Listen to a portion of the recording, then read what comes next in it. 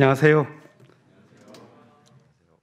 성령 강림절 둘째 주일입니다. 오늘은 우리 교회의 순번에 따라서 청녀, 청남, 마음이 뜨거우신 분들이 참석하다 보니까 이렇게 교회에 듬성듬성 앉아있긴 하지만 우리 교회가 꽉 찬 느낌이 듭니다. 또 특별히 청녀, 청남이 아니시더라도 이제 백신을 맞으면서 이 코로나 바이러스로부터 자유로우신 분들이 생겨나고 있는 것들도 교회를 활력 있게 만드는 또 중요한 기운인 것 같습니다. 건강한 모습으로 함께 뵐 수 있어서 고맙습니다. 여전히 많은 분들께서는, 교우들께서는 온라인으로 참석하고 계신데요. 카메라 너머에 계시는 우리 교우들 모두 건강하게 함께 이 자리에 있는 것으로 알면서 여기서 예배 드리겠습니다. 오늘은 교육부 역시도 오프라인 예배를 이제 좀 시작하고 있습니다. 그래서 청소년부, 어린이부, 유아유치부까지 온라인, 오프라인 예배를 각각 예배실에서 준비하고 진행을 합니다. 특별히 코로나 시대를 지나면서 각 종교가 이 시대를 어떻게 맞고 있고 느끼고 있는지를 취재하는 방송팀이 오셨어요. 원음방송이라고 원불교 방송이신데요. 아침에 오셔서 인터뷰 진행하고 오늘 예배에는 함께 이 방송국에서 지금 녹화하는 중입니다. 그래서 나중에 프로그램이 될 텐데요. 교우들과 함께 나누도록 하겠습니다. 양해의 말씀을 드립니다. 아시다시피 5월 말이 지나고 뜨거운 역사의 시간들을 지나면서 저희들 역시도 이런 전통을 마음속에 간직하고 또 새로운 이전의 과정을 어떻게 잘 할까 하는 그런 고심 어린 노력들이 이어지고 있습니다. 특별히 이제 6월은 우리 주요 행사들은 다 끝나고 제일 큰 게 교회를 안전하게 빠짐없이 챙겨가면서 세밀하게 이전을 해나가는 건데요. 큰 결정으로는 6월 15일 날 교회의 임시 사무실로 주요 문서와 기물들은 이사하려고 계획 중에 있습니다. 그래서 그 날짜를 중심으로 해서 저희들이 준비 중이고요. 그 이전까지 교우들과 함께 물품을 정리하고 나누는 작업, 그 이후에 우리 교회 안에 주요한 물품들을 어떻게 보관하고 또 이동할 건지 이런 것을 계획하고 있습니다. 수고하고 계시는 건축위원회뿐만이 아니라 이사팀 격려해 주시고요. 또 교우들께서 함께 마음 모아서 이를 협력한다는 심정으로 임해 주시면 감사하겠습니다. 이전하는 과정에도 저희들이 이 역사와 또 미래의 교회를 위하여 준비하고 노력하는 일들이 참 많습니다. 오늘 오후에 2시에도 그런 기도회와 설명회들이 이어질 테고요. 교우들 함께 마음 모아서 예배 마치고도 참석해 주시기를 빕니다. 오늘 예배는 김지홍 목사님께서 하늘뜻 표기를 진행해 주시겠습니다. 그러면 이제 마음 모아서 징소리에 맞추어서 하나님께서 우리 마음속에 생명과 정의와 평화의 말씀을 담아주시기를 빌며 기도드리겠습니다.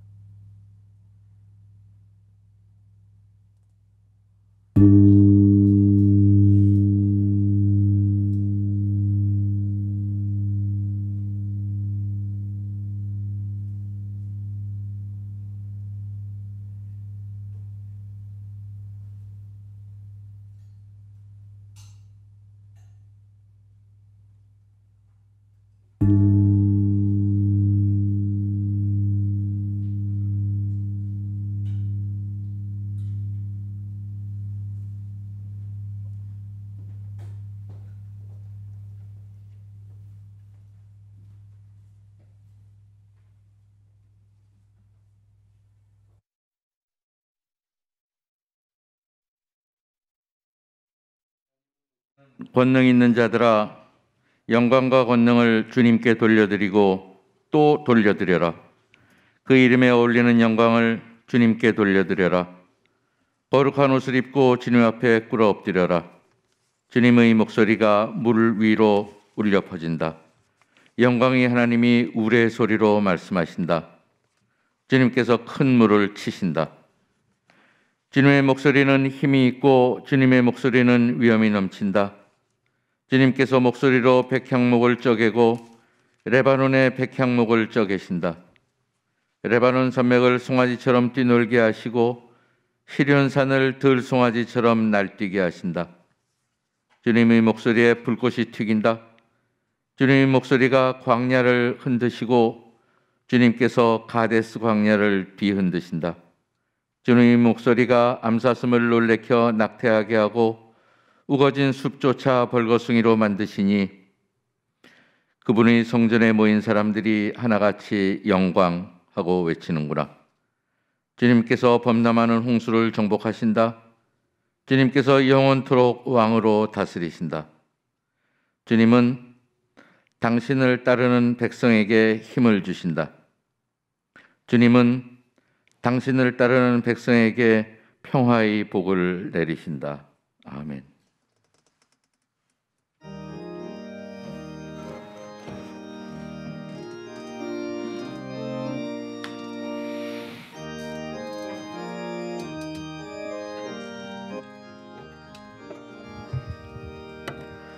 사랑의 하나님 이곳에 계시니 주 영광이 성전에 가득히 넘치네.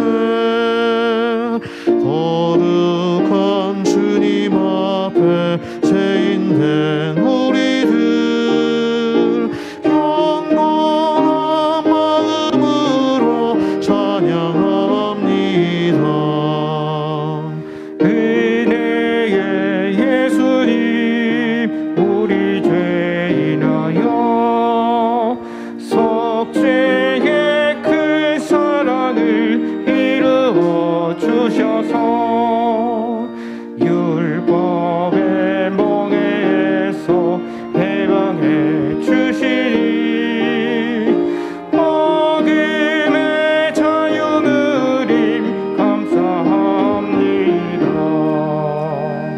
위로의 성령님 우리의 마음에 늘 함께 계시오니 큰 힘이 됩니다. 슬픔도 두려움도 넉넉히 이기니 이 세상 끝날까지 함께 하소서. 아멘.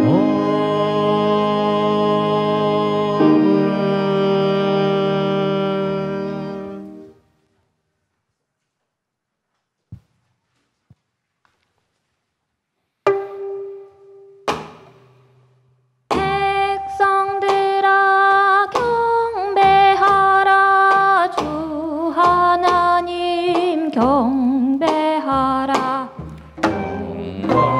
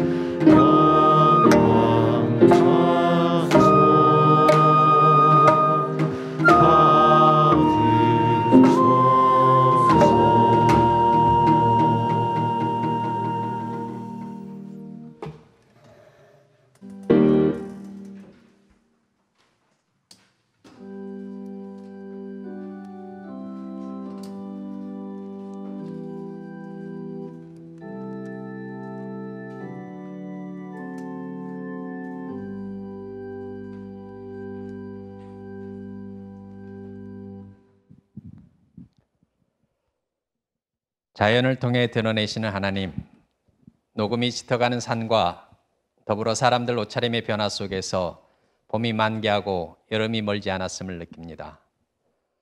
화창한 날씨처럼 코로나로 움츠렸던 모든 마음을 활짝 열고 당신께 예배하는 이 시간, 비록 모든 교우는 아니지만 제한된 신도에만이라도 예배당에서 함께 예배를 볼 수 있음에 당신께 감사를 드립니다. 속히 모든 교우들이 코로나로부터 해방되어 자유롭게 만날 수 있는 날을 주시기를 간절히 기도합니다. 저희들은 항상 부족합니다. 손톱 아래에 있는 가시가 이웃들의 생존의 문제보다 더 고통스럽게 느껴지고 곧 코로나로 고난받고 죽어가는 다른 나라 국민들을 바라보면서도 당장 우리의 백신 맞는 날짜만 더욱 관심을 하고 있습니다. 기후위기로 인하여 많은 동물과 식물들이 멸종에 처하고 수많은 섬들이 해수면 상승으로 인하여 위협을 받고 있지만 우리 앞에서 일어나는 일이 아니라서 우리나라의 국가적인 변화를 위해 나서지 않습니다. 과연 인류는 우리 앞에 놓여 있는 많은 문제들을 풀 수 있는 능력이 있는지 회의가 들지만 그러기에 예수께서 주신 사명이 더욱 이 땅 위에 필요함을 깨닫게 하옵소서. 향린을 명동에 세우신 하나님, 저희를 이제 광화문으로 이끌고 계심을 믿습니다. 소수의 신앙의 선배님들을 제외한 대부분의 교우들이 이곳에서 웃고 울며 신앙 공동체를 유지하여 왔습니다. 건물 곳곳에 추억이 심겨져 있고 정성이 담겨 있으며 모든 것이 헌신으로 세워진 곳입니다. 이제 이곳과 이별이 한 달 앞으로 다가왔습니다. 아직은 모든 것이 그대로 있어서 실감이 나지 않지만 교회의 대문이 굳게 닫히는 날, 비로소 우리는 이곳과의 영원한 이별을 느끼게 될 것입니다. 어려운 코로나의 시국에서도 교회와 작별하는 행사를 진행할 수 있었음에 감사를 드리며 헌신했던 교우들에게 깊은 존경과 감사를 표합니다. 정들었던 곳을 떠나는 것이 매우 아쉽지만 새로운 곳을 준비하는 희망을 주심에 또한 감사를 드립니다. 지금 우리는 매우 변화가 심한 세상에 살고 있는데 인공지능과 IT, 바이오 등 각종 분야에서 매일 신기술이 쏟아져 나오고 20대 이하의 인구는 급격히 줄고 60대 이상의 고령층은 급격히 증가하는 과거 인류가 접해보지 못한 새로운 세상으로 바뀌고 있습니다. 이런 세상은 사람 간의 소통 방식을 바꾸고 대학의 학습 방법을 바꾸며 플랫폼 노동과 관련된 일자리가 확대되고 기존의 일자리는 급격히 축소돼 나가는 등 살아가는 방식에 많은 변화가 오고 있으며 이에 따라서 영원히 팽창할 것만 같던 교회 또한 많은 수가 이미 소멸의 길을 가고 있습니다. 예수가 길이요 진리요 생명이라는 사실은 변화가 없지만 그것을 표현하고 구현하는 방법은 시대에 맞게 달라져야 합니다.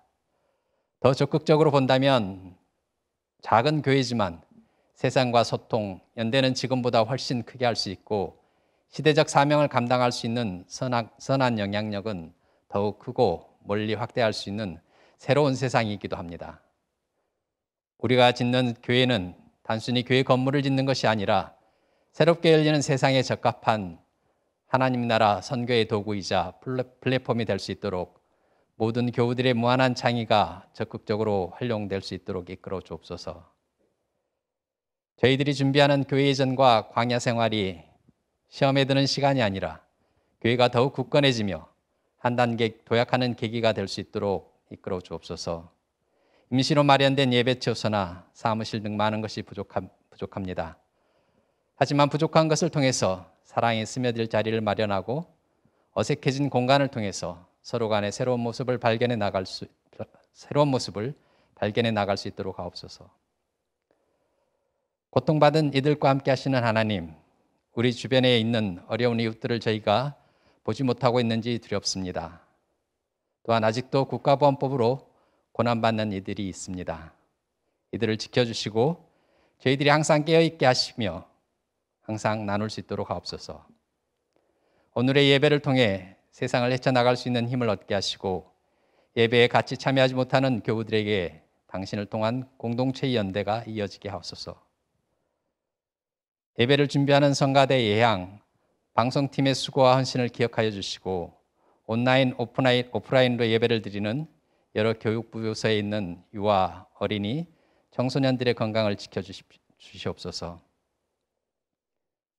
오늘 하늘 뜻을 펴는 김진목 목사님을 통하여 주시는 당신의 말씀이 우리를 변화시켜 빛과 소금의 역할을 할 수 있도록 우리의 마음을 비우오니 하나님의 뜻으로 채워주시옵소서. 침묵 속에서 당신의 음성을 기다립니다.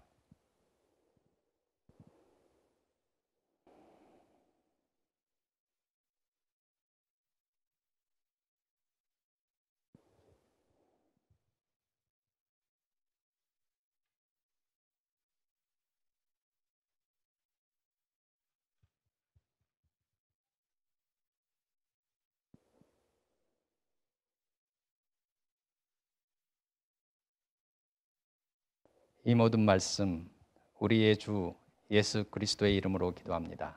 아멘.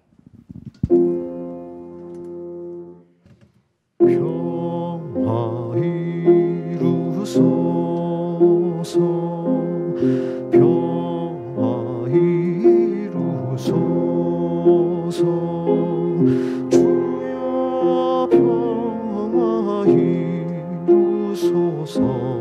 평화 이루소서 평화 이루소서 주여 평화 이루소서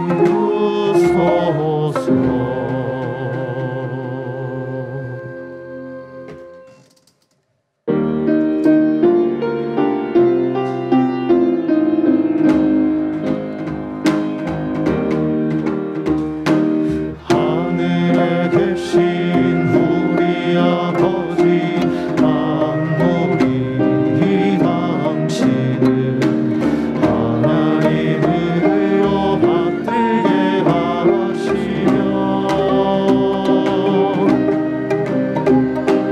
당신의 뜻이 하늘에서 이루어지듯이 이 땅 위에 이루어주소서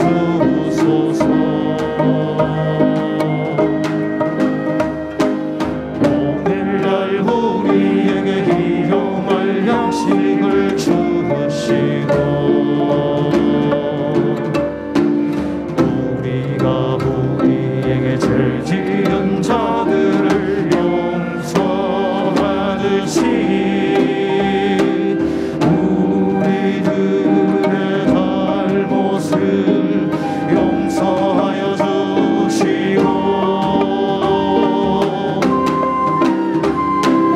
연약한 우리 유혹으로부터 보호하여 주시고 모든 악에서 구하여 주소서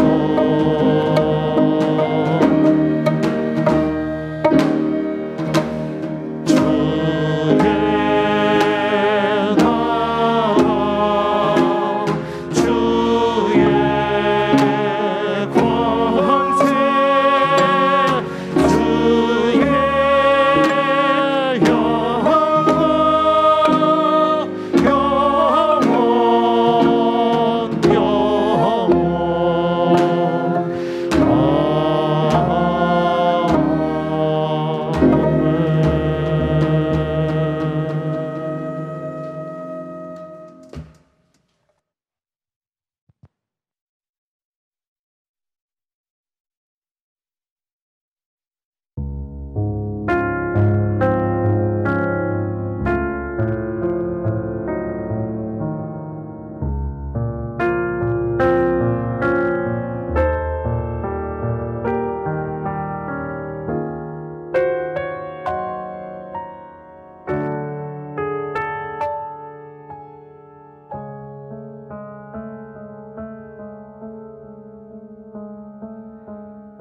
하나님 사랑 날 위하여 하늘 영광 버리고 오셨네. 저 높은 별 넘어 낮고 낮은 땅 위에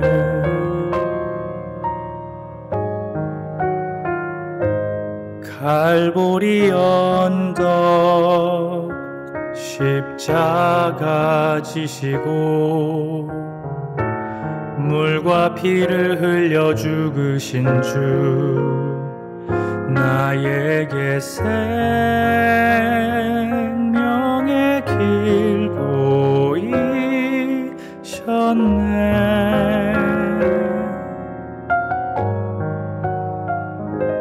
저 하늘 높이 올라가 내 사랑하는 주 만날 수 있을까. 저 바다 끝에 달려가 내 사랑 내 주님을 배울 수 있을까.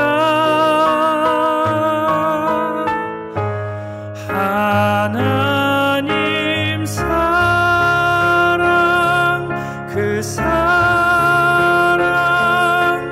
다함 없는 그 품 내 마음 모두 드리리.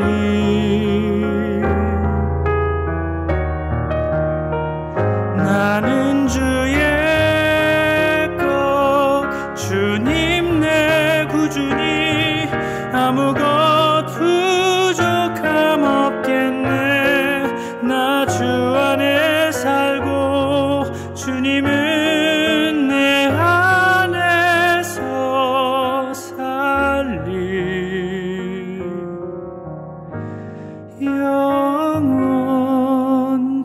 영원토록.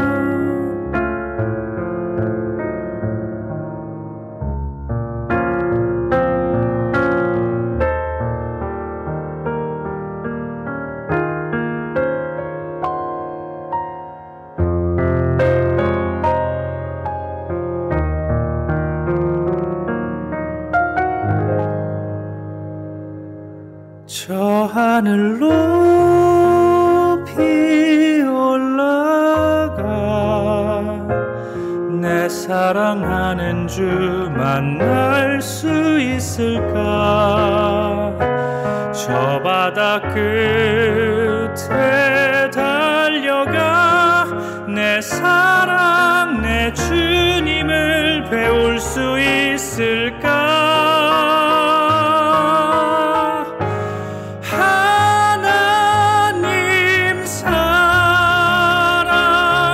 그 사랑 다함 없는 그 품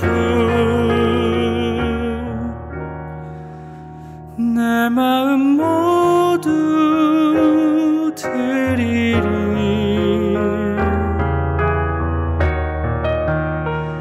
나는 주의 것 주님 내 구주니 아무것 부족함 없겠네.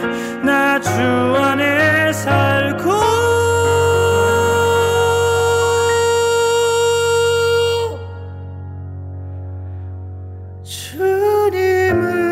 주님은 내 안에서 살리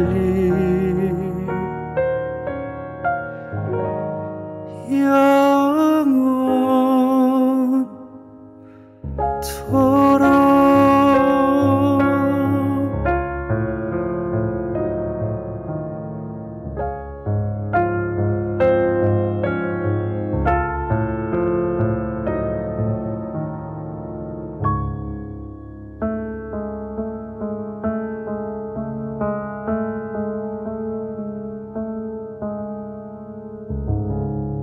아멘.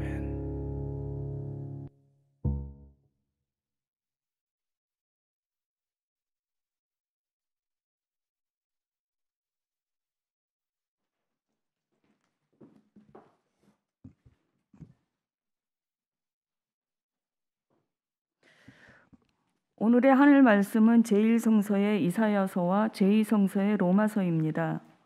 먼저 이사야서 6장 1절에서 8절 말씀을 읽겠습니다. 제1성서 980쪽입니다.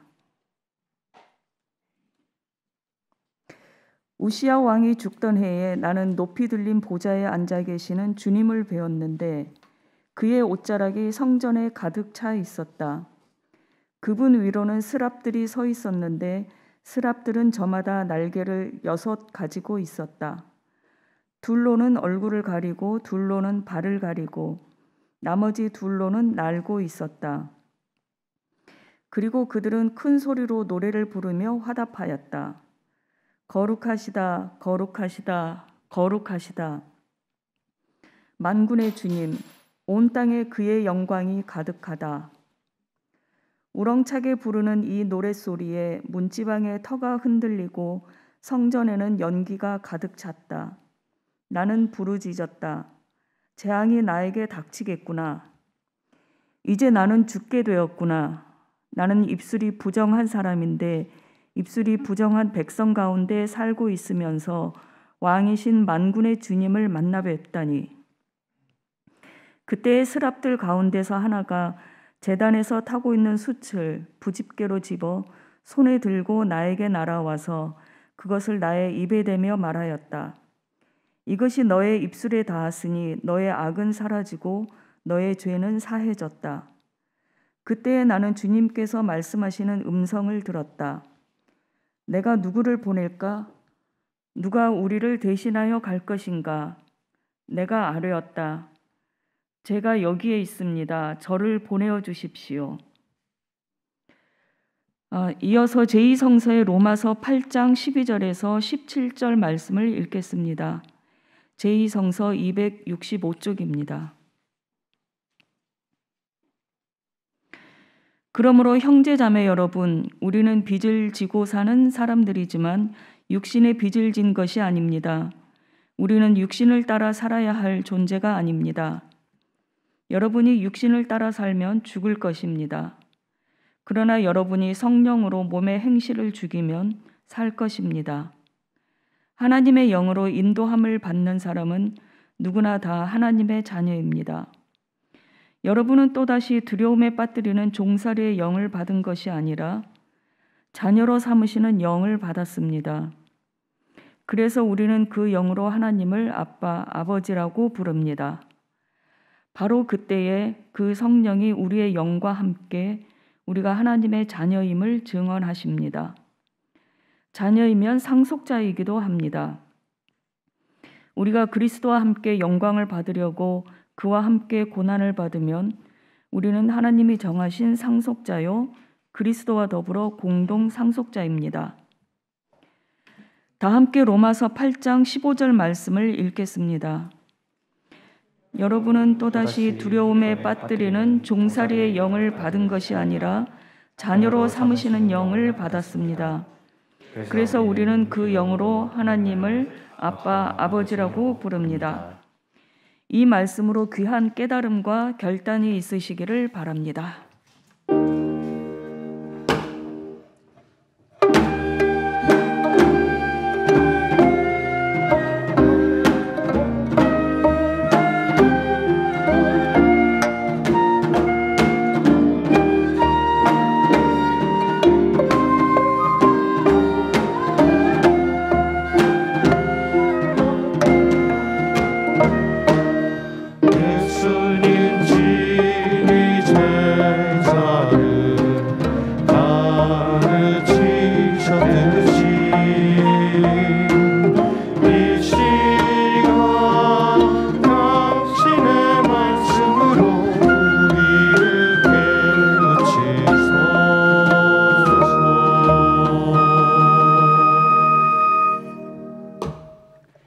가능하신 분은 일어서서 복음서 말씀을 나누겠습니다. 오늘 우리에게 주시는 복음서 말씀은 요한복음서 3장 1절로 17절까지 말씀을 읽겠습니다. 바리새파 사람 가운데 니고데모라는 사람이 있었다. 그는 유대 사람의 한 지도자였다. 이 사람이 밤에 예수께 와서 말하였다. 랍비님, 우리는 선생님이 하나님께로부터 오신 분임을 압니다. 하나님께서 함께 하지 않으시면 선생님께서 행하시는 그런 표징들을 아무도 행할 수 없습니다. 예수께서 그에게 말씀하셨다. 내가 진정으로 진정으로 너희에게 말한다. 누구든지 다시 나지 않으면 하나님 나라를 볼 수 없다. 니고데모가 예수께 말하였다. 사람이 늙었는데 그가 어떻게 태어날 수 있겠습니까? 어머니 뱃속에 다시 들어갔다가 태어날 수야 없지 않겠습니까? 예수께서 대답하셨다. 내가 진정으로 진정으로 너에게 말한다.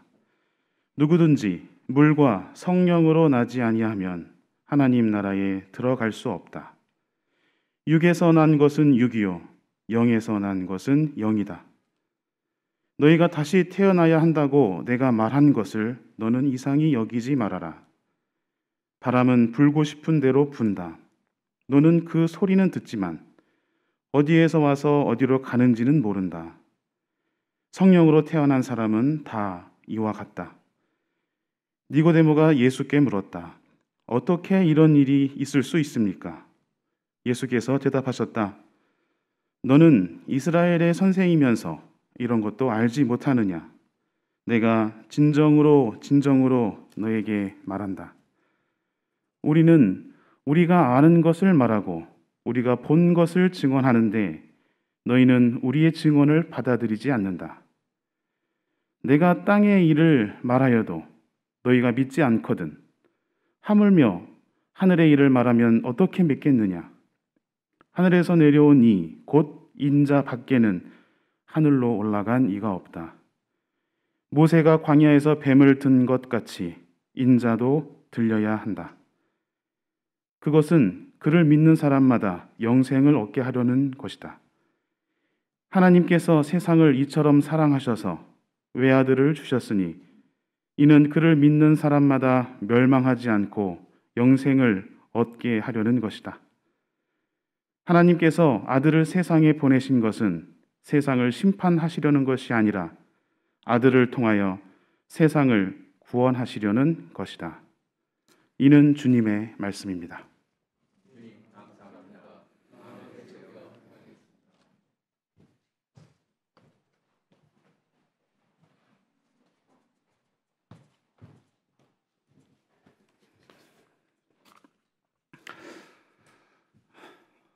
우리 인류는 참다운 삶, 행복한 삶을 추구하면서 살아왔습니다. 궁극적으로 참되고 진정으로 행복한 삶을 찾을 때 인간으로서 지극히 인간다운 삶을 사는 것이라 말할 수 있지 않을까요? 사람으로서 지극히 사람답게 사는 것, 이것이 인류가 추구해온 진리가 아닐까 생각합니다. 철학과 종교는 그 방법론을 깨우치고 전수해온 인류의 발걸음입니다. 그리스도교에서 진리의 완성은 구원받는다는 상징 언어로 요약하고 있습니다. 다른 표현으로 참 생명을 얻는다, 하나님 나라를 이룬다는 말도 가능할 것입니다. 예수 그리스도를 통하여 진리를 깨우치고 지고한 행복을 추구하는 사람들, 바로 우리들입니다.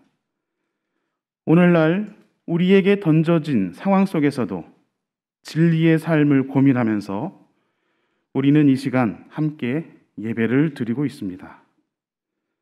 진리의 영이신 성령께서 우리 모두와 함께 하셔서 우리의 삶이 조금씩 진리에 가까이 이르게 되기를 빕니다. 한편 우리는 어떻게 진리를 추구하는 존재가 될 수 있었을까 하는 물음도 가져봅니다.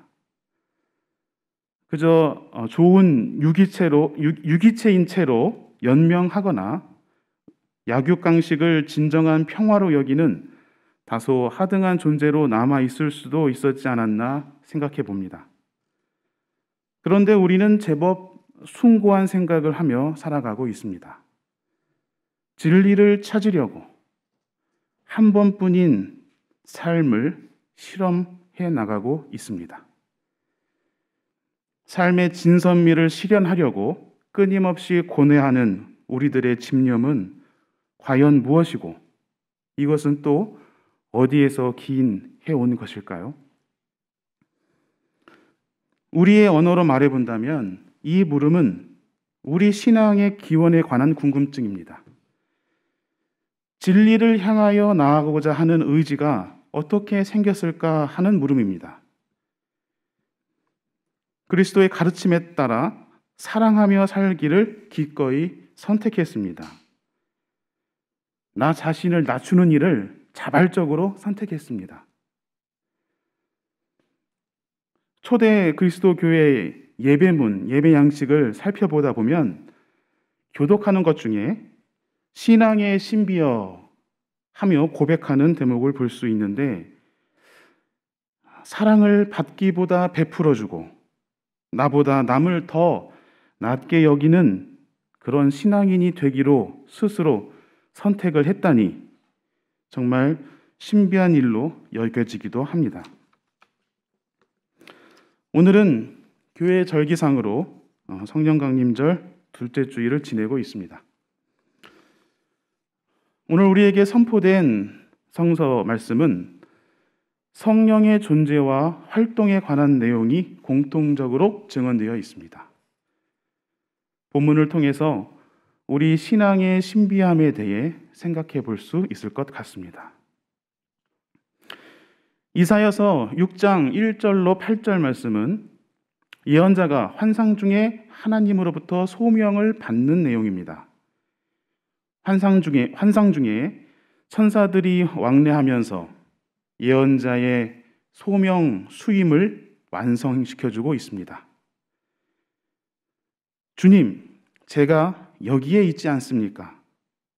주님 대신 저를 세상으로 보내어 주님께서 이루고자 하시는 뜻을 이루소서.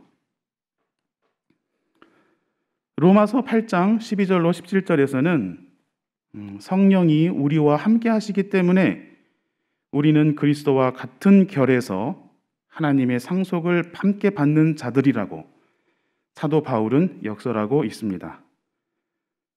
성령을 따르는 삶으로 구원받은 진리의 삶을 살기를 권면하고 있습니다. 예수님과 니고데모의 대화가 기록된 요한복음서에서는 성령으로 거듭난 자만이 하나님의 진정한 사랑을 깨우칠 수 있는데 그 길은 바로 예수 그리스도라고 증언하고 있습니다. 성령으로 거듭나서 하나님의 진정한 사랑을 깨닫는 자는 심판이 아니라 구원하시려고 우리에게 영원한 생명을 주시는 하나님임을 알게 될 것이라고 말하면서 니고데모의 신앙을 비판하고 있습니다. 함께 읽은 이 세 본문을 관통하는 공통 주제는 성령의 활동으로 우리가 질적인 변화를 이뤄낼 수 있다는 가능성에 관한 것입니다. 성령은 하나님과 인간 사이의 질적 차이를 극복할 수 있는 우리에게 미치는 힘이라고 선언해주고 있습니다. 이 주제를 중심으로 본문을 다시 한번 살펴보겠습니다.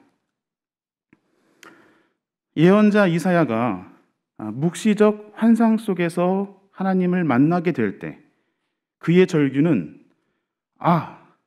내가 이제 죽게 되었구나 였습니다. 하나님의 그 뒷모습이라도 보게 되면 죽음을 맞이한다는, 죽게 된다는 아주 오래된 고전적인 레토릭은 신과 인간 간의 멀고 먼 간격, 그 질적 차이를 상징하는 것이었습니다. 이사야도 그렇게 믿고 있었습니다.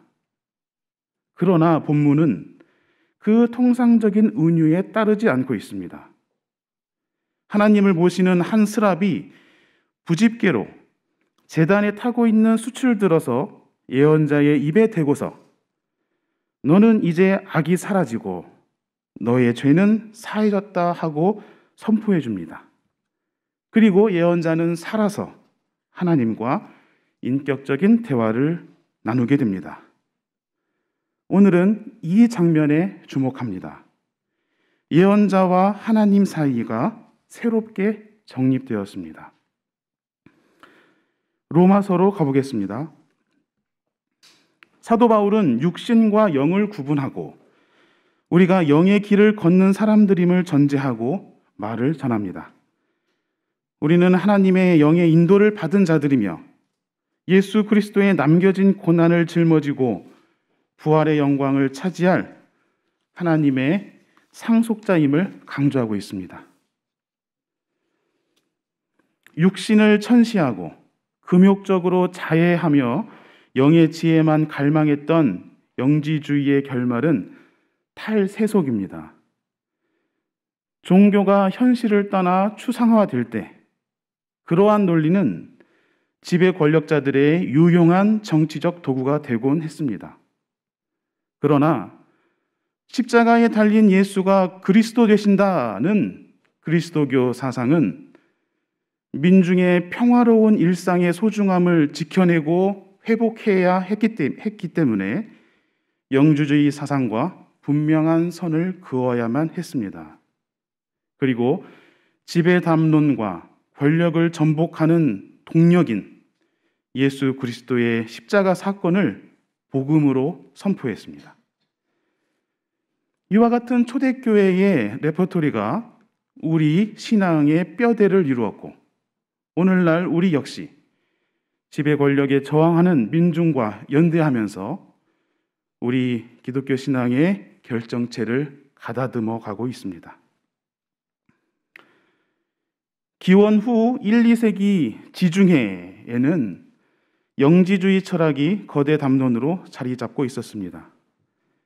초기 그리스도교 창시자들은 영지주의 영향 아래에서 교회를 변증해야 했습니다. 초기 사상가들은 영지주의를 선택적으로 활용하면서 동시에 영지주의와 투쟁하고 있었습니다. 영지주의 거대 담론 속에서 예수 그리스도로 점철되는 히브리 사유의 유구한 야훼 사상을 온전히 지키고 변호하기 위해 많은 애를 썼습니다. 로마서 오늘 본문의 15절에 아빠, 아버지라는 표기가 나옵니다. 헬라어로는 아빠, 호, 파테르라고 해놓았는데 아빠와 파테르는 같은 뜻입니다. 그래서 우리도 여기도 아빠와 아버지라고 이렇게 번역이 되어 있는데요. 아빠, 굳이 히브리어를 차음해서 아빠라는 말과 또 파테르라고 하는 헬라어를 같이 병행해서 기록해 둔 것은 왜 이렇게 했을까? 영지주의자들과의 투쟁 속에서도 히브리의 사상을 지켜내기 위한 그런 투쟁의 흔적이 아닐까 그런 생각이 됩니다. 이와 같이 특별히 강조된 말 아빠, 아버지에서 우리는 사도 바울의 진심을 읽을 수 있어야 합니다. 인간이 신을 향하여 친근하게 아빠, 아버지라고 부를 수 있고 그리스도와 함께 하나님의 상속자가 될 수 있는 종교, 기독교의 그 차별성을 강조한 것이기 때문입니다. 신을 위험한 존재로 경외하기만 한다면 그것은 하늘의 아들 천자를 숭배토록 하는 지배 이데올로기의 도구로 전락할 수 있습니다. 신을 경외하고 신에게 복종하듯이 천자인 황제에게도 그리하라는 이데올로기가 그대로 작동되기 때문입니다. 그러나 사도 바울은 그리스도를 통해 경외하는 우리의 하나님은 경외만 하는 대상이 아니라 우리와 함께 살아가는 신이심을 강조하고 있습니다. 우리와 함께 살아가는 신이란 어떤 신일까요? 우리와 함께 아파하는 신입니다. 우리를 긍휼히 여기는 신입니다. 많은 돈으로 숭배하는 인간에게 적선하듯 축복을 내려주는 신이 아닙니다. 우리 모두가 진리 안에서 행복하고 참 생명을 얻기를 진심으로 바라는 신입니다. 우리가 행복하면 하나님도 행복해지기 때문입니다. 사도 바울은 우리가 아빠, 아버지와 친교할 수 있도록 성령이 관계를 맺어주신다고 또한 강조합니다. 성령은 육적 존재로 약육강식의 세계에서 종노릇하며 살아가는 우리를 그리스도와 더불어 살 수 있는 경지까지 안내해주는 실체입니다.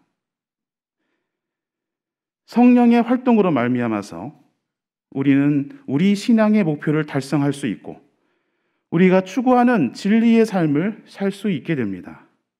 성령은 가능성이며 동력입니다.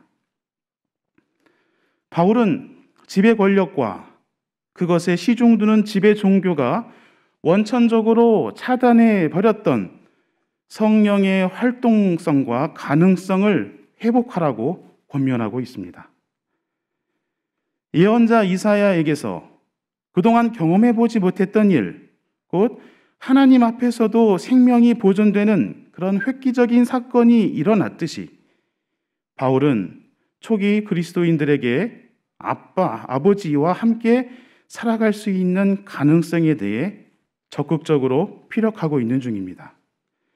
멀기만 했던 신과 인간의 간격을 질적으로 초월하여 지배 권력에 편승하지 않는 전혀 새로운 삶, 권력의 균열을 일으키는 존재가 될 수 있다고 사도 바울은 새로운 종교적 가르침을 펼치고 있는 것입니다.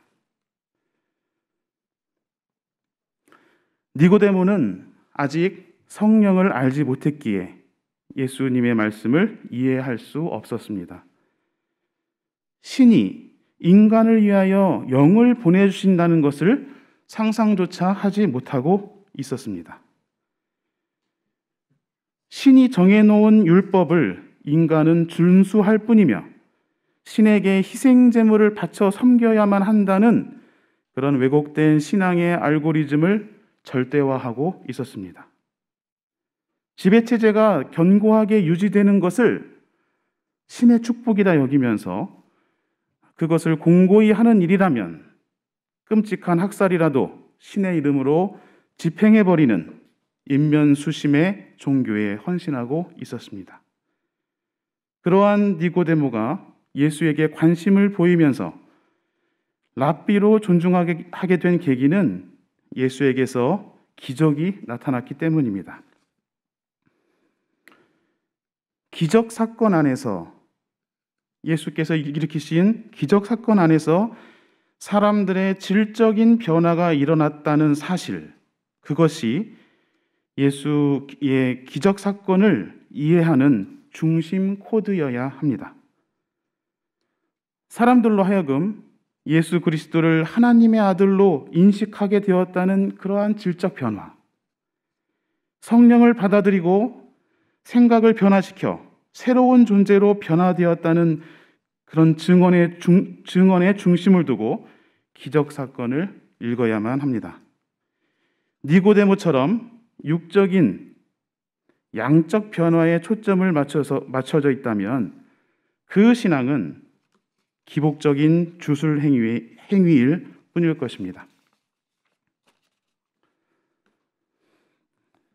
사실 여기 요한의 본문은 초기 그리스도교 교회와 유대교 회당 사이에서 첨예하게 벌어졌던 사상 투쟁을 예수와 니고데모의 대화로 은유해서 표현한 것입니다. 11절에 보면 내가 진정으로 너에게 말한다. 우리는 우리가 아는 것을 말하고 우리가 본 것을 증언하는데 너희는 우리의 증언을 받아들이지 않는다 하는 말씀에서 내가 너에게 라는 그런 인칭 대명사가 우리가 너희는 이렇게 복수로 바뀌어서 포기된 것을 눈여겨본다면 이 구절에서 초기 그리스도교가 생성하던 당시 유대교와의 대립과 갈등이 연상되기도 합니다. 그래서 오늘 본문에서 유대교 회당을 향해 던진 요한 공동체의 비판 내용을 살펴볼 수 있습니다. 그 비판은 한마디로 율법으로 고착화하는 신앙에서 탈피해야 한다는 것이었습니다. 초기 그리스도교의 교회는 하나님 나라의 종말이 예수 그리스도를 통해 부분적으로 실현되었음을 전제하고 있었던 반면 유대교 회당에서는 아직 메시아가 오지 않았다는 것을 전제하고 율법 준수에 신앙의 승부를 걸고 있었습니다. 이에 대해 교회는 세례 요한이 베풀었던 그런 물세례로만으로 구원을 얻을 수 있는 것이 아니라 거기에 성령의 세례가 더해져야 한다고 교회는 유대 회당을 향해 비판했습니다. 성령의 세례란 하늘의 영으로 거듭나는 것, 회개와 새로운 결단으로 다시 태어나는 것을 뜻합니다. 요한은 인자, 곧 사람의 아들 개념을 들어서 회당을 향한 비판의 그런 논증을 더욱 예리하게 더하고 있습니다. 예수 그리스도를 지칭하는 말 인자, 곧 사람의 아들에는 사람의 아들이라는 그 말 속에는 제1성서에 나타난 두 가지 종교적 상징물과 관련이 있습니다. 그리스도교 교회가 유대교 회당을 설득하려 했으니 예수 그리스도를 지칭하는 인자를 설명할 때 히브리 정서에 익숙한 구약 성경에 익숙한 그런 상징들을 열거하면서 설명했던 것입니다. 첫 번째는 사다리입니다. 1장 52절에 보면 하나님의 천사들이 인자 위에 오르락내리락 하는 것을 보게 될 것이라는 구절에서 인자, 사람의 아들에는 사다리의 의미가 담겨져 있다는 것, 그런 근거를 얻을 수가 있습니다. 보다 자세히 말하자면 야곱의 사다리입니다. 야곱이 에서에게 쫓겨 라반의 집으로 도망갈 때 노상에서 자다가 꿈에서 본 사다리, 천사들이 오르내리는 것을 목격하면서 고향을 떠나서도 하나님이 계시다는 것을 확인하고 잘 때 배웠던 돌을 제단으로 쌓고 베델이라 명명했지요. 요한이 야곱의 사다리를 통해서 설명하고 싶은 인자, 곧 하나님의 아들 예수 그리스도의 모습은 천상과 지상을 오르내리시는 분, 하늘의 참 생명을 지상에 전해주기 위해 말씀이 육신으로 되어 이 땅에 내려오신 분, 그리고 십자가 죽음을 통해 새로워지고 부활 승천으로 다시 천상으로 올라가실 분이라는 묘사입니다. 더 이상 베델이라고 하는 장소에서 그런 고착화된 성지순례로 구원을 바라는 신앙생활이 아니라 저마다의 우리에게 내려오셔서 하늘의 생명을 전해주시는 인격체 예수 그리스도를 통하여 구원을 얻어야 한다는 주장입니다. 인격체로 오시는 그리스도는 언제나 피조물의 상황에 맞게 다양한 모습으로 내려오시는 분입니다. 이러한 역동적인 신앙 안에서 구원을 온전히 이룰 수 있다고 말하고 있는 것입니다. 인자, 곧 사람의 아들에 깃들어져 있는 두 번째 상징은 모세의 구리뱀입니다. 14절에서 모세가 광야에서 뱀을 든 것 같이 인자도 들려져야 한다는 대목에서 이것이 설명됩니다. 그리스도는 십자가 죽음을 통하여 사다리로 올라가는 모습이 형상화됩니다. 구리뱀이 들려 올려졌듯이 사람의 아들인 그리스도 또한 지상에서 천상으로 다시 올라가는 존재라고 교회는 유대교 회당에게 그리스도를 설명합니다. 십자가 죽음을 통하여 올라가는 것입니다. 죽음이란 자기 부정, 회개와 결단을 의미합니다. 광야에서 모세의 구리뱀은 백성들이 돌이켜 회개했을 때 효력이 발휘되었습니다. 단순히 들려진 구리 덩어리가 주술적으로 작동해서 뱀에 물려 다 죽어가는 백성들을 낫게 해줄 수 있었던 것이 아니었습니다. 높이 들려진 구리뱀을 바라보는 순명하는 행위, 그 자체가 중요한 것이었습니다. 그것은 하나님을 의심하던 패역한 마음을 돌이키고 다시 하나님의 말씀에 순종하기를 다짐하는 갱신을 상징하는 행위였습니다.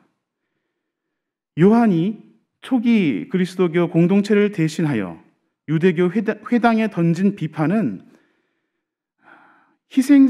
희생제사를 통해 자신의 죄를 희생제물에 전가하기만 하고 전가시키고 신앙인의 그 참회와 질적 변화, 새로운 존재가 되려는 다짐이 없으면 구원받을 수 없다는 것을 비판하려는 것이었습니다.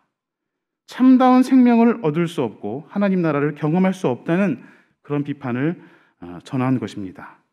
구리뱀이 올려졌듯이 십자가의 죽음으로써 존재의 새로움이 샘물처럼 솟아나는 신앙 안에서만이 구원이 온다고 비판한 것입니다.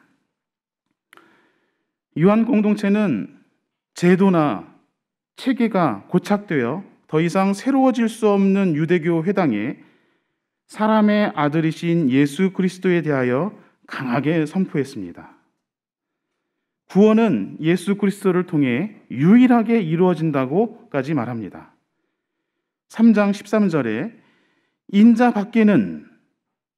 밖에는 하늘로 올라간 이가 없다고도 하고, 뒤에 14장 6절에는 나는 길이요 진리요 생명이다. 나를 거치지 않고서는 아무도 아버지께로 갈 사람이 없다고 증언되어 있습니다. 이 구절들이 오늘날 한국 상황에서 타종교를 배척하는 근거로 사용되어서는 안 됩니다. 아무런 관련이 없기 때문입니다. 인자 밖에는 또는 나를 거치지 않고서는 이라고 기록된 이 배타적인 표현은 신앙의 고착화를 절대적으로 경계하라는 메시지입니다. 말씀이 우리 안에 진정으로 성역화되기를, 십자가를 통하여 늘 새로워지기를 소망하며 살아가라는 말씀입니다. 공동체 안에서 신앙의 역동성이 살아 숨쉬게 하라는 말씀입니다. 새로운 시대에 능동적으로 변화하며 늘 새로워지라고 우리에게 주시는 훈련 과제입니다. 이 모든 일은 성령의 활동으로 가능합니다. 우리에게 진정한 구원과 참다운 생명을 안겨주는 진정한 힘은 바로 성령입니다. 성령의 활동으로 하나님 나라가 이루어짐을 우리는 믿습니다. 고착화되어가는 신앙을 경계하는 것이 성령의 활동을 보장하는 것입니다. 육은 성령을 바람잡듯이 감지할 수 있을 뿐입니다. 그러나 성령은 우리 육에 수음으로 들어와 새로운 존재로 변화시킵니다. 성령의 숨을 받아들이지 못하면 육신을 따르는 존재가 됩니다. 그러나 그 숨을 받아들이는 사람은 늘 새롭게 태어나는 거듭난 사람입니다. 성령으로 말미암은 신앙의 신비가 우리 공동체 안에서 샘솟기를 바랍니다. 침묵으로 기도합시다.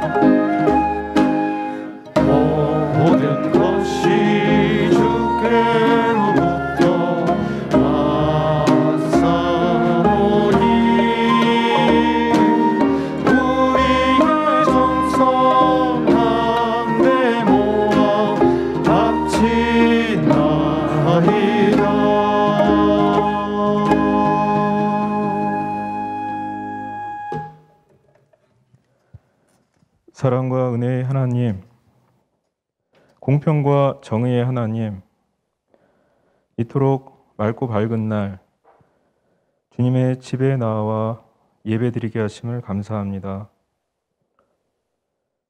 코로나 바이러스의 전 세계적 유행 이후 눈에 보이는 하나님의 집이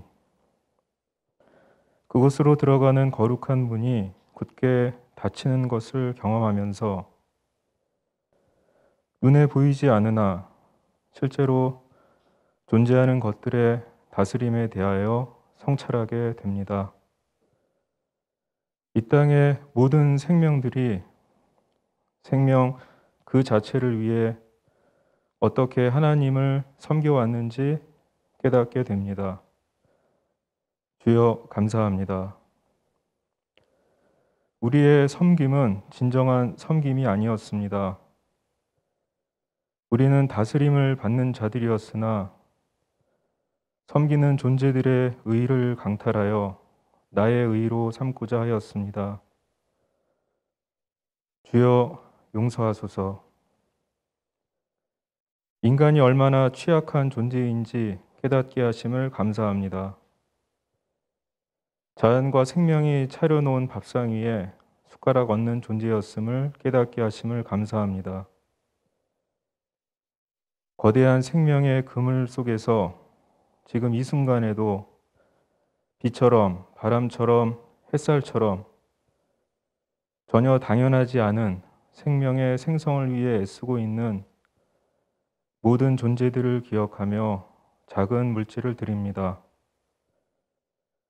주님, 이제야 깨닫습니다. 이것은 저의 의가 아닙니다. 이것은 우리의 의가 아닙니다. 생명을 창조하신 하나님을 자신이 지닌 모든 것으로 경배하는, 섬기고 또 섬기는 지구 위의 모든 존재가 우리의 손을 빌려 주님께 드리는 것입니다. 생명의 존재들이 드리는 찬양을 우리의 몸을 빌려 전달하오니 주여, 우리를 보지 마시고 우리의 뒤에서 세상을 위해 중보하는 모든 살아있는 존재들을 기억하여 주소서. 그들을 위로하고 축복하여 주소서. 주님, 감사합니다. 모든 말씀을 우리에게 생명을 주신 예수 그리스도의 이름으로 기도드립니다. 아멘.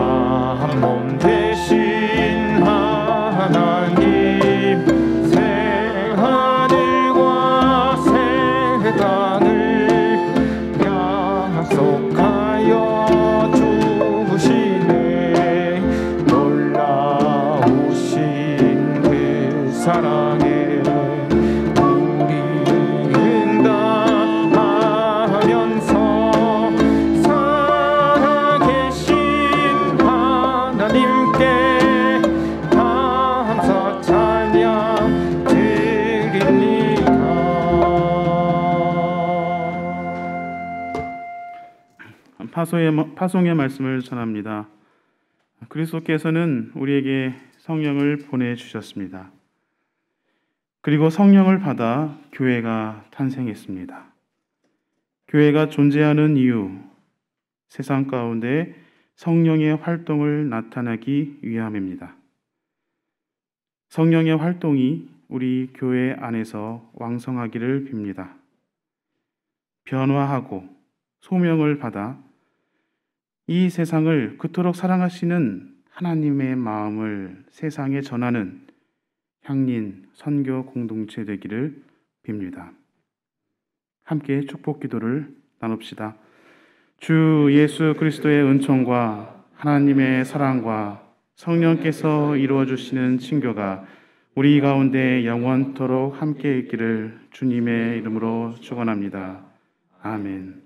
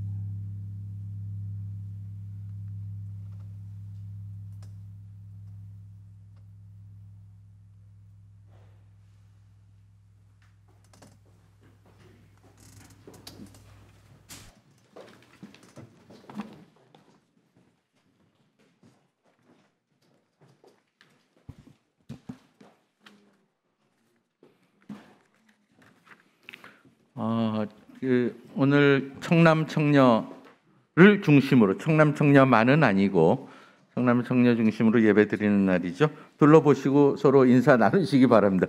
어느 분이 모처럼 오셔서 같이 예배를 드렸는지 한번 보시고 인사하시기 바랍니다. 그리고 오늘 저희하고 함께 예배드린 몇 분 소개해드리겠습니다. 교회 순례차 오셨고 단일 교회를 찾으시기도 하시면서 오신 분이 한 분 계시네요. 강성준 선생님 어디 계시죠? 예, 자 환영합니다. 예, 모처럼 저희 대면 예배 드리는 날 오셔서 더 반갑습니다. 등록을 원하신다고 하니까 예배위원들에서 보시고 안내해 주시면 감사하겠습니다.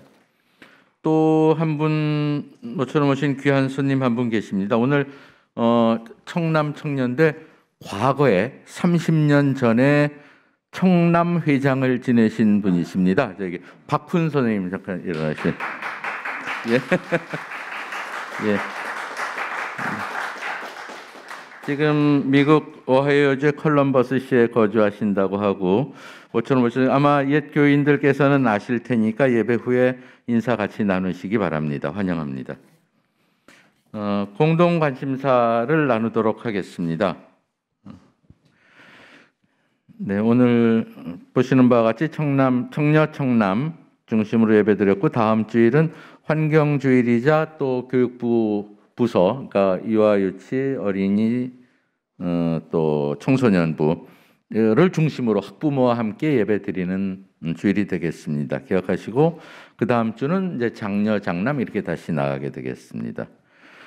그리고 오늘 공교롭게 오후 2시에 두 가지 행사가 동시에 있습니다. 주보에 보시는 바와 같이 우선 하나는 지난주에 광고 드린 것처럼 미래선교연구위원회의 1차 설명회가 줌으로 있습니다. 오후 2시고요. 그동안 시범사업 진행해온 내용 중에서 음악선교, 통일선교, 또 온라인 콘텐츠 선교의 시범사업 결과를 교우들께 보고드리는 순서가 되겠습니다. 앞으로 광화문 시대의 새로운 우리의 비전과 선교 목표가 무엇인지를 살펴보기 위한 시범사업의 결과니까 함께 해주시기 바라고 줌으로 접속이 쉽지 않은 분들을 위해서는 유튜브로도 송출하니까 어느 쪽이든 줌이든 유튜브든 함께 하시면 되겠습니다. 그리고 같은 오후 2시에 이거는 오프라인 행사입니다. 국가보안법 철폐 이정훈 즉시 석방 기도회가 종로경찰서 앞에서 오후 2시에 열립니다. 저희 김현 목사님께서 말씀 증거도 이 자리에서 하시고 하니까 어느 쪽이든 살피셔서 참석해 주시면 되겠습니다. 그리고 그 다음에 있는 건 교회 양도 물품 나눔은 지난주에도 설명드렸죠. 명동을 떠나면서 저희 교회에 있는 식당이나 등등 여러 가지 혹은 책자 보관하고 있는 것들을 나누는 행사를 계속하고 있습니다. 당초는 이번 주 6월 5일까지만 하려고 예정했습니다만 뭐 여러 가지 가져가시는 물건도 많고 또 계속 이삿짐 정리하다 보니까 나오는 물건 또 나오는 물건 중에 나눠 쓰면 좋겠다고 생각되는 것들도 많아서 일주일 연장해서 6월 13일까지 2주 더 진행하게 되겠습니다. 물품은 뭐 보시는 바와 같이 여러 가지가 있고 자세한 내용은 우리 연명음 교우께서 작성해 주신 이 웹자보라고 하나요? 하는 게 교회 홈페이지에도 있고 1층에 내려가시면 향호실에 포스터도 붙어 있고 물건도 실제 진열이 되어 있습니다. 그걸 보시면서 이사팀장인 진용수 집사님이나 김지목 목사님께 말씀만 하시고 갖고 가시면 됩니다. 그러니까 이거 직접 둘러보시고 함께 나누시면 좋겠습니다. 이 정리하는데 김지목 목사님과 진용수 집사님이 수고를 많이 하셨습니다. 그리고 또 이 봉사부, 교우부 등등 여러 해당되는 부서의 짐들을 많이 정리해 가고 계시니까 그분들 수고도 함께 물건을 가져가시면서 기억해 주시면 더욱 좋을 것 같습니다.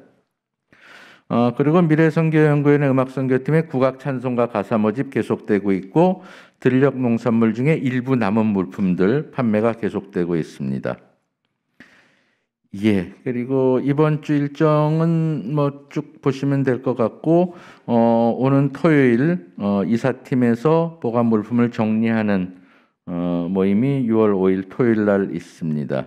그 외에는 보시고 미래선교연구원의 보고가 다음 주일 날 2차 보고회가 영역을 달리해서 오늘 안 한 영역들 생태문화선교, 퀴어 페미니즘 퀴어가 5자가 나왔네요. 퀴어 페미니즘 선교, 진보신학 등에 대한 보고는 다음 주일에 있겠습니다.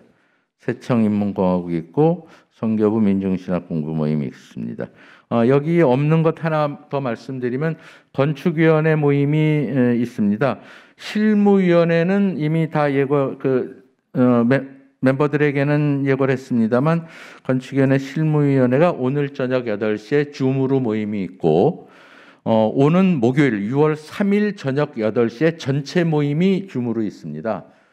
건축위원회 텔레그램 방에는 고지했습니다만 혹시 못 보신 분들 건축위원들 기억해 주시면 되겠고 주요 내용은 신축 설계 내용 중 공간 배치를 지금 해가고 있어서 지금까지 검토된 내용에 대해서 보고하고 함께 논의하는 자리가 열리게 되겠습니다. 실무위원들은 오늘 저녁, 전체 모임은 목요일 저녁 있음을 기억해 주시기 바랍니다.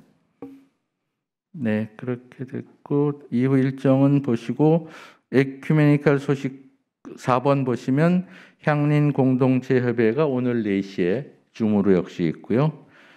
그리고 사회적 협동조합 길목에서 청년 세미나 팀을 지원하겠다는 계획 아래 접수를 받는다는 공고가 뒤에 목회마당을 잠깐 봐주시겠습니까? 있습니다. 이거는 저희 교회가 만든 사회선교센터죠. 길목이 청년들의 세미나를 지원하기 위해서 4명 이상이 팀을 구성해서 신청을 하면 적절한 지원을 하겠다는 공고입니다. 6월 11일까지 한 2주 정도 시간이 있죠. 6월 11일 금요일까지 접수를 받고 저 아래 보시면 4인 이상이면 된다고 돼 있고 분야는 인문사회, 문화예술, 종교 등 세미나를 조직해서 활동하면 되겠으며 단 외국어 시험이나 외국어 습득을 목적으로 하는 스터디는 제외한다는 제약사항이 있습니다. 참고하시기 바랍니다. 다른 광고 없으시죠? 없으시면 저희 주보에 있는 향린교인 생활실천 다짐을 함께 낭독하는 것으로 예배를 마치겠습니다. 우리는 하나님께서 주신 모든 생명을 있는 그대로 소중히 여기는 것이 하나님의 뜻이라 믿으며 어린이, 청소년들의 심리와 교육 상태를 이해하고 그들의 교육 환경과 사회 환경을 개선하기 위해 노력한다. 그럼 오늘 성령 강림절 두 번째 주일 예배를 모두 마쳤습니다. 다음 주일에 뵙겠습니다.